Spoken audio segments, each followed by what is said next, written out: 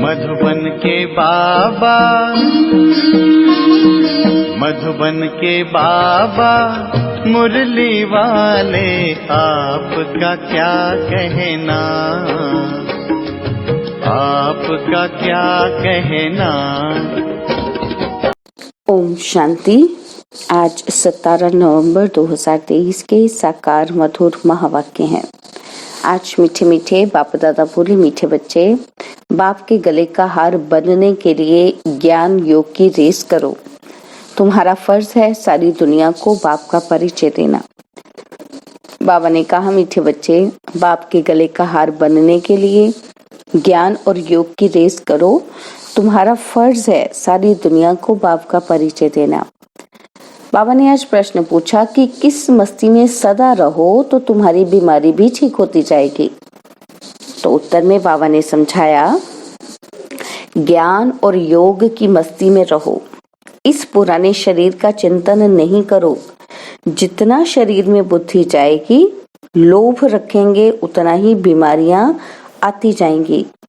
इस शरीर को श्रृंगारना, पाउडर क्रीम आदि लगाना, ये सब फालतू श्रृंगार हैं। तुम्हें अपने को ज्ञान योग से सजाना है। यही तुम्हारा सच्चा सच्चा श्रृंगार है। मुरली का गीत है, जो पिया के साथ है, ज्ञान रत्नों की बरसात है। ओम शांति। जो बाप के साथ है वो, उसके साथ क्या है? ज्ञान रत्नों की बरसात है। अब दुनिया में बाप तो बहुत है, परंतु उन सभी का बाप रचयिता एक है, वही ज्ञान का सागर है। यह जरूर समझना पड़े कि परमपिता परमात्मा ज्ञान का सागर है। ज्ञान से ही सद्गति होती है। सद्गति मनुष्य की तब हो जब सत्युग की स्थापना होती है। बाप को ही सद्गति दाता कहा जाता है। जब संगम का समय हो तब तो ज्ञान का सागर आकर दुर्गति से सद्गति में ले जाए। सबसे प्राचीन भारत है। भारतवासियों के नाम पर ही 84 जन्म गाए हुए हैं। जरूर जो मनुष्य पहले पहले हुए होंगे वही 84 जन्म लेते होंगे। देवताओं के 84 जन्म कहेंगे तो ब्राह्मणों के भी 84 जन्म ठहरे। मनुष्यों को ही, मुख्य को ही उठाया जाता है। इन बातों का किसी को भी पता नहीं है। जरूर ब्रह्मा द्वारा ही सृष्टि रचते हैं। पहले पहले सूक्ष्म लोक रचना है, फिर ये स्थूल लोक। ये बच्चे जानते हैं कि सूक्ष्म लोक कहाँ है, मूल लोक कहाँ है। मूल वतन, सूक्ष्म वतन, स्थूल वतन, इसको ही त्रिलोक कहा जाता है। जब त्रिलोकीनाथ कहते हैं तो उसका अर्थ भी चाहिए ना। कोई त्रिलोक होगा ना। वास्तव में त्रिलोकीनाथ एक बाप ही कहला सकते हैं और उनके बच्चे कहला सकते हैं। यहाँ तो कई मनुष्यों के नाम हैं, त्रिलोकीनाथ, शिव, ब्रह्मा, विष्णु, शंकर आदि। यह सब नाम भारतवासियों ने अपने ऊपर रखा दिए हैं। डबल नाम भी रखाते हैं, जैसे राधे कृष्ण, लक्ष्मी नारायण। अब यह तो किसी को पता ही नहीं कि राधे और कृष्ण अलग अलग थे। वह एक रजाई का प्रिंस था, वह दूसरी रजाई की प्रिंसेस थी। यह अभी तुम जानते हो। जो अच्छे अच्छे बच्चे हैं उन्हों की बुद्धि में अच्छी अच्छी पॉइंट्स धारण रहती हैं। जैसे डॉक्टर जो अच्छा होशियार होगा उसके पास तो बहुत दवाइयों के नाम रहते हैं। और यहाँ भी यह नई नई पॉइंट्स बहुत निकलती रहती हैं।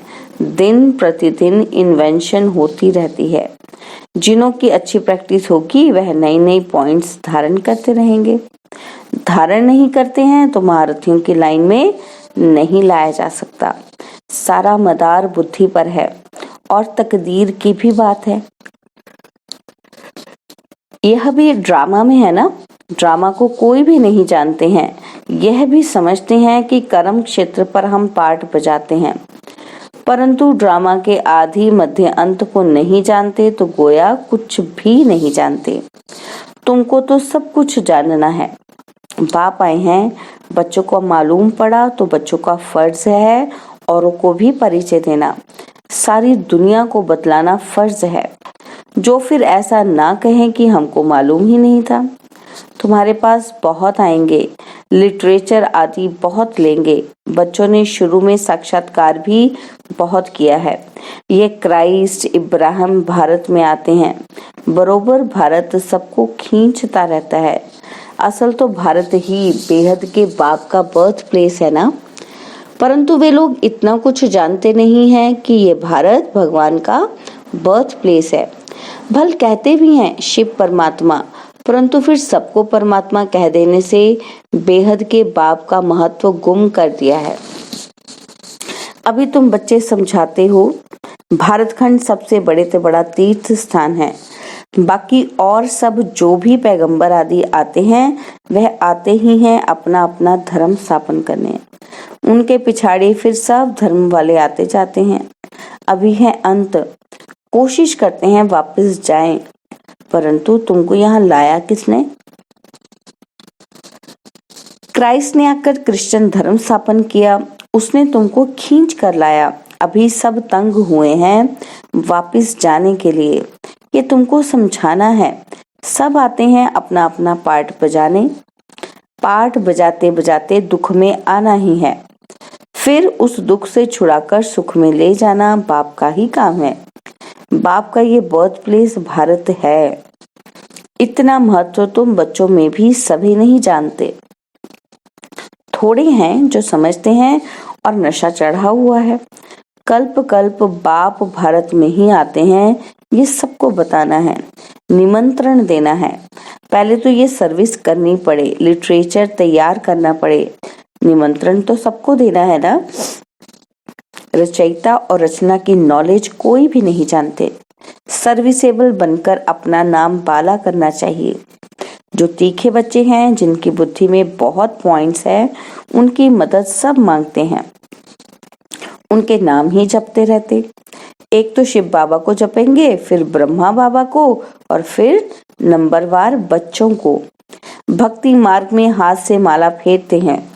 अभी फिर मुख से नाम जपते हैं कि फलाने बहुत अच्छे सर्विसेबल हैं, निरहंकारी हैं, बड़े मीठे हैं, उनको देह अभिमान नहीं है। कहते हैं ना, मिठरा घुरते घुराए, मीठे बनो तो सब मीठा व्यवहार करेंगे।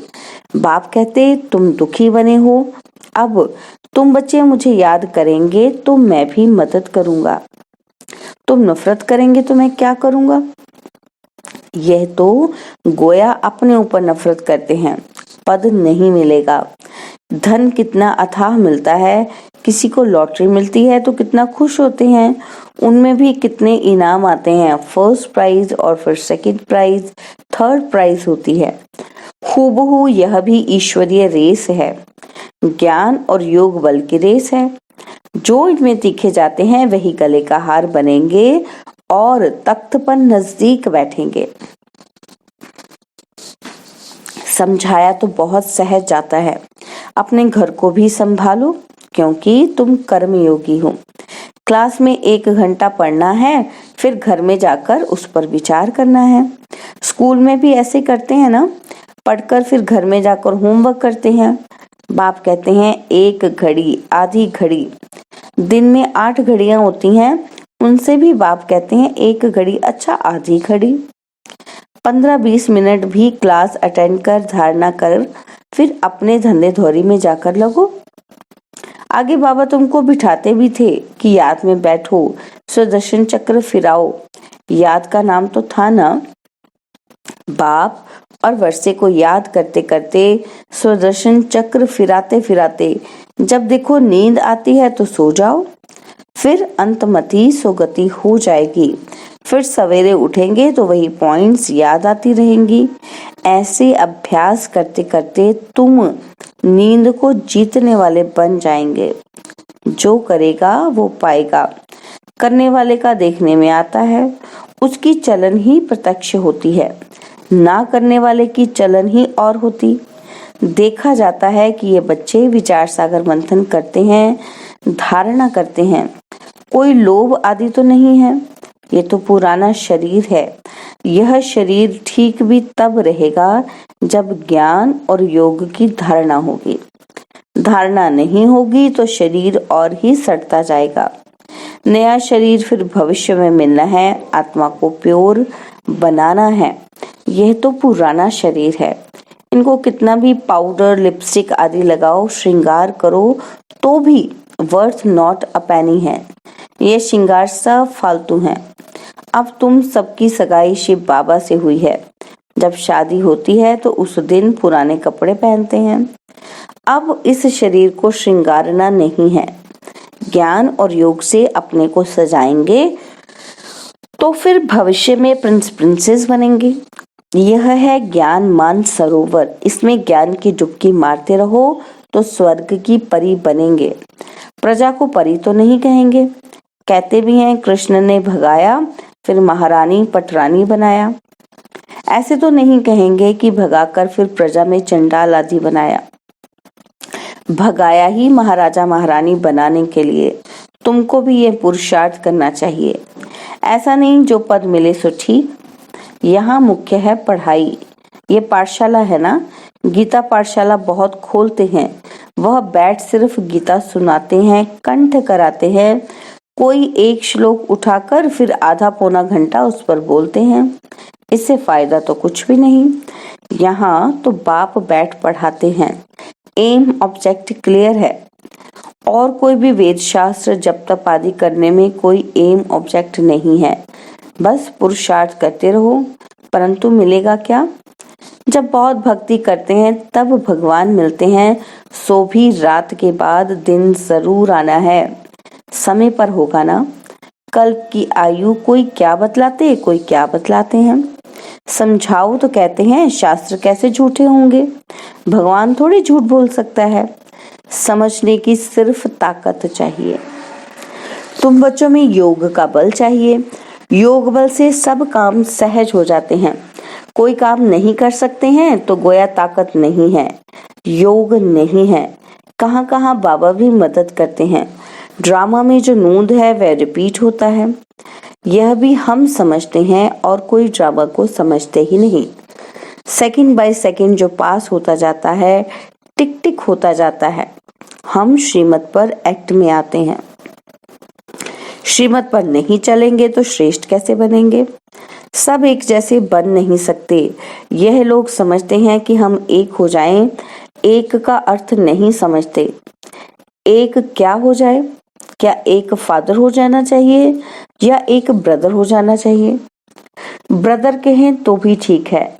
श्रीमत पर बरोबर हम एक हो सकते हैं। तुम सब एक मत पर चलते हो। तुम्हारा बाप, टीचर, गुरु एक ही है। जो पूरा श्रीमत पर नहीं चलते वो श्रेष्ठ भी नहीं बनेंगे। एकदम नहीं चलेंगे तो खत्म हो जाएंगे। रेस में उनको ही निकालते हैं जो लायक होते हैं। जब कोई बड़ी रेस होती है तो घोड़े भी अच्छे फर्स्ट क्लास निकालते हैं क्योंकि लॉटरी बड़ी रखते हैं। यह भी अश्व रेस है। हुसैन का घोड़ा कहते हो ना, उन्होंने हुसैन को घोड़े पर लड़ाई में दिखाया है। अभी तुम बच्चे तो डबल अहिंसक हो। काम की हिंसा है नंबर 1। इस हिंसा को कोई जानते ही नहीं। सन्यासी भी ऐसे नहीं समझते हैं। सिर्फ कहते हैं कि ये विकार है। बाप कहते हैं काम महाशत्रु है। यही आदि मध्य अंत तुमको दुख देता है। तुमको ये सिद्ध कर बताना है कि हमारा प्रवृत्ति मार्ग का राजयोग है, तुम्हारा हठ योग है। तुम शंकराचार्य से हठ योग सीखते हो और हम शिवाचार्य से राजयोग सीखते हैं। ऐसी ऐसी बातें समय पर सुनाना चाहिए। कोई तुमसे पूछे कि देवताओं के 84 जन्म हैं, तो भला इन क्रिश्चियन आदि के कितने जन्म हैं? बोलो, ये तो तुम हिसाब करो ना। 5000 वर्ष में 84 जन्म हुए। क्राइस्ट को 2000 वर्ष हुए। हिसाब करो, एवरेज कितने जन्म हुए? 30-32 जन्म होंगे। यह तो क्लियर है। जो बहुत सुख देखते हैं वे दुख भी बहुत देखते हैं। उन्हों को कम सुख कम दुख मिलता है। एवरेज का हिसाब निकालना है। पीछे जो आते हैं वे थोड़े थोड़े जन्म लेते हैं। बुद्ध का, इब्राहिम का ही हिसाब निकाल सकते हैं। करके 1-2 जन्म का फर्क पड़ेगा। तो ये सब बातें विचार सागर मंथन करना चाहिए। कोई पूछे तो क्या समझाएं? फिर भी बोलो, पहले तो बाप से वर्षा लेना है ना। तुम बाप को तो याद करो। जन्म जितने लेने होंगे उतने लेंगे, बाप से वर्षा तो ले लो। अच्छी रीति समझाना है, मेहनत का काम है, मेहनत से ही सक्सेसफुल होंगे, इसमें बड़ी विशाल बुद्धि चाहिए। बाबा से और बाबा के धन से बहुत लव चाहिए। कोई तो धन ही नहीं लेते, अरे ज्ञान रत्न तो धारण करो, तो कहते हैं हम क्या करें, हम समझते नहीं समझते हो तो तुम्हारी भाभी। अच्छा, मीठे मीठे सिक्किलदे बच्चों प्रति माता पिता बाप दादा का याद प्यार और गुड मॉर्निंग। रूहानी बाप की रूहानी बच्चों को नमस्ते। हम रूहानी बच्चों की रूहानी माँ बाप दादाजी को दिलवा जान सिकवा प्रेम से नमस्ते।